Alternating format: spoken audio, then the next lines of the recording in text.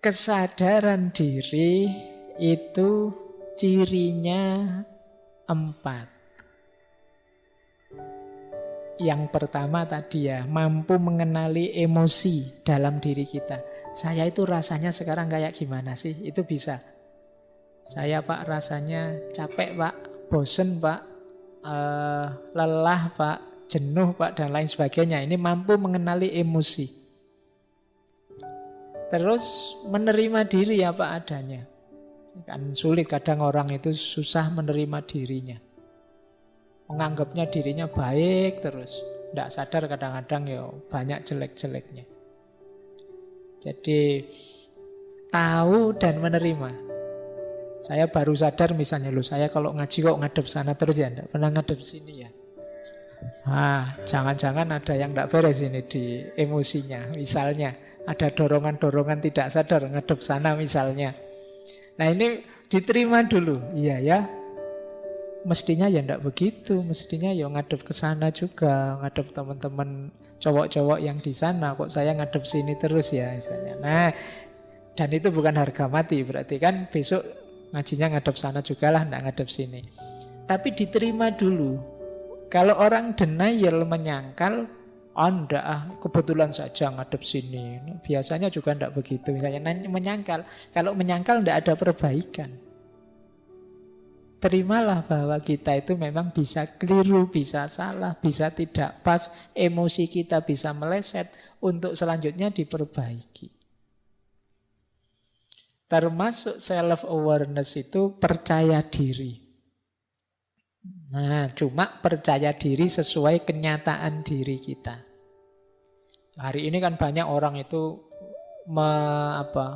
memotivasi kita. Pokoknya kamu bisa deh, kamu bisa deh. Ya, tapi ya harus sadar kenyataan juga.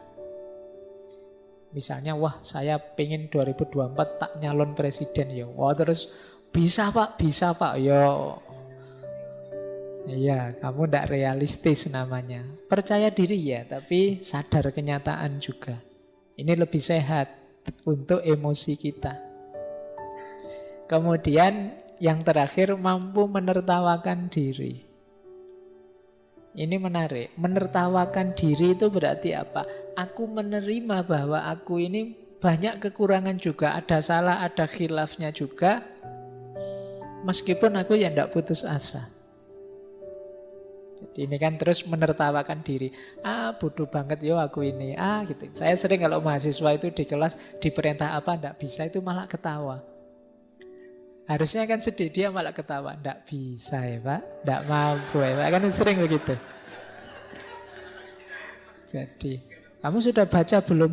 Belum baca ya Pak. Terus ketawa. Tidak apa-apa loh. Anggap saja itu menertawakan dirimu. Kadang-kadang kan aku heran loh, kamu ketawa, yang diketawain siapa? Oh mungkin dirinya sendiri, bahwa betapa konyolnya aku, betapa tidak bertanggung jawabnya aku. Tidak masalah, jadi salah tidak membawa putus asa, tapi membawa penertawaan diri bahwa aku ini memang belum baik, aku ini memang belum bagus, saatnya untuk diperbaiki. Nah ini ciri-ciri orang sadar diri. Nah, strateginya apa untuk membangun kesadaran diri? Yang pertama, ayo merenungi nilai-nilai hidup. Kesadaran diri itu selalu gandeng, selalu bersama dengan nilai-nilai hidup. Orang bisa memvalue dirinya itu kan dasarnya nilai yang dia pegangi. Aku kok marah, padahal harusnya aku ini penyabar loh. Dalam hidup ini yang lebih utama itu sabar. Loh, sabar itu nilai yang kita yakini utama. Sehingga ketika kita marah berarti kita keluar dari nilai yang kita yakini. Loh, aku kok ngamuan padahal aku ini orang Islam. Katanya Islam itu rahmatan lil alamin, cinta damai. Berarti meleset yang aku lakukan ini. Loh, itu kesadarannya muncul karena kita sadar nilai. Nilai ini jadi standarnya. Kalau kita tidak punya standar, kita tidak tahu sudah meleset apa belum.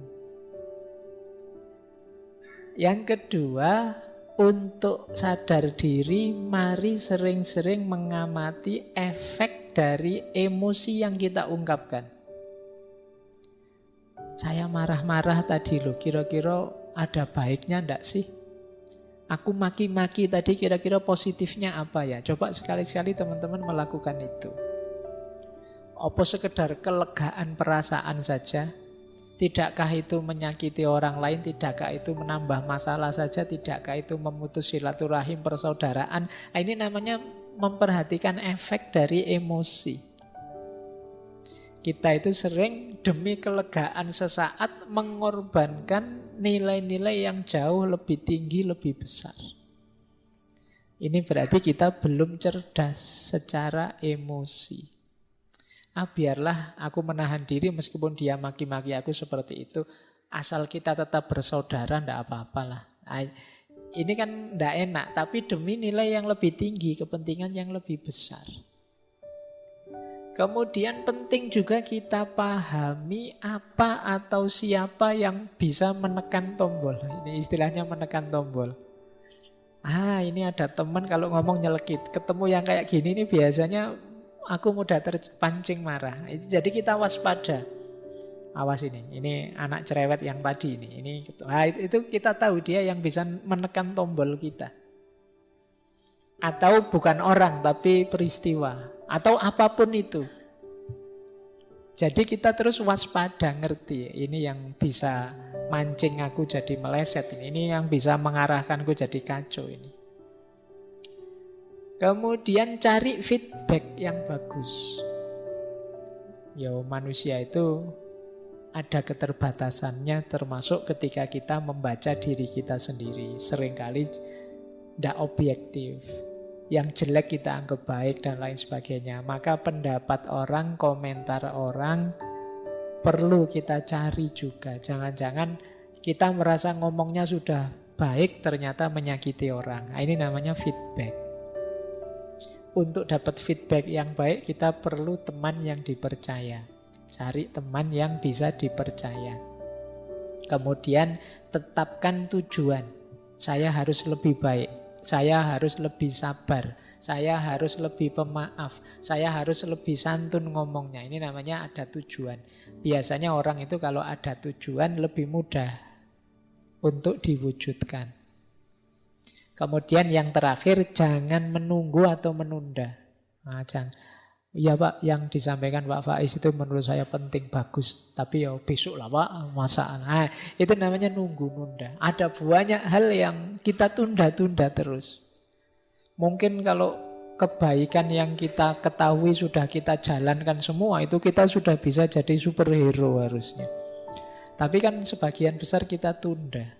Mau bantu orang besok saja. Mau belajar nanti saja kalau sudah. Akhirnya banyak yang keteteran. Kita tidak jadi cerdas secara emosi karena ditunda terus.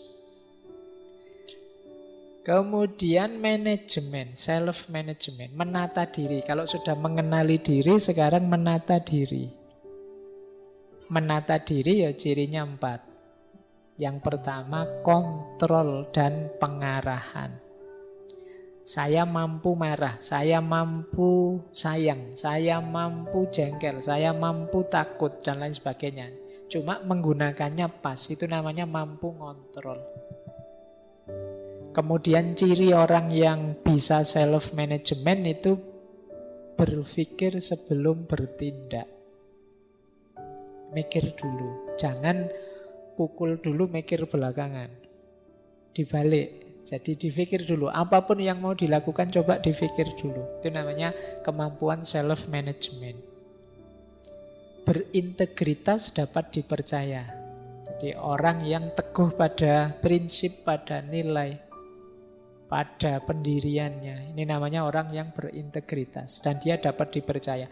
Jangan takut dengan saya jujur kok. Saya kalau disuruh jaga rahasia, saya jaga beneran. Ini namanya berintegritas. Kemudian mampu beradaptasi menghadapi keragaman. Seperti tadi seperti sabuk. Tadi kita lentur menghadapi perubahan-perubahan situasi.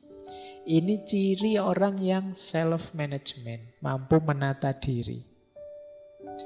Strateginya 4 untuk memudahkan self-management. Yang pertama apa? Kendalikan self-talk. Self talk itu vonis kita, penilaian kita, rayuan kita pada diri kita sendiri, itu self talk.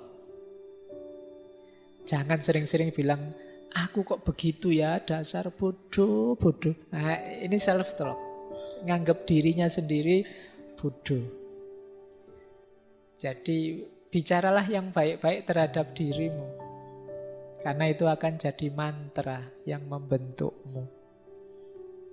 Jadi kalau teman-teman membaca diri, aku masih bisa lebih baik, daripada bilang pada dirimu, aku ini orangnya jelek. Nah, jadi ini penting self talk ini. Kita itu sering mensugesti diri kita secara negatif. Dan biasanya ya ke situ nanti diri kita terbentuk. Siapa sih saya ini, Pak? Saya itu hanya remah-remah. Iya, kan sering kemarin anak-anak bilang begitu. Ya kamu akan jadi remah-remah beneran. Akan lebih positif, ya masih banyak hal yang belum saya mampu, Pak, tapi insya Allah tidak lama lagi yang ingin saya bisa akan saya kuasai. Nah, itu kan lebih positif, membuatmu bersemangat untuk berjuang. Jadi kendalikan self talk. Kemudian hitung sampai 10. Ini sebenarnya ada gium. Jadi hitung sampai 10 itu kalau mau melakukan apa-apa dipikir dulu. Wah, kurang ajar dia, ngomong jelek tentang aku di medsos, tak bales Sebelum bales dihitung dulu sampai 10. Bales bener apa enggak, nanti efeknya apa kalau dibales.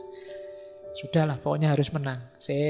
Kedua, dibales tenan apa enggak, nanti sampai 10 kali coba, undur sampai 10 kali. Ini sebenarnya memberi kesempatan kita untuk berpikir dulu deh, pertimbangkan masak-masak, termasuk efeknya.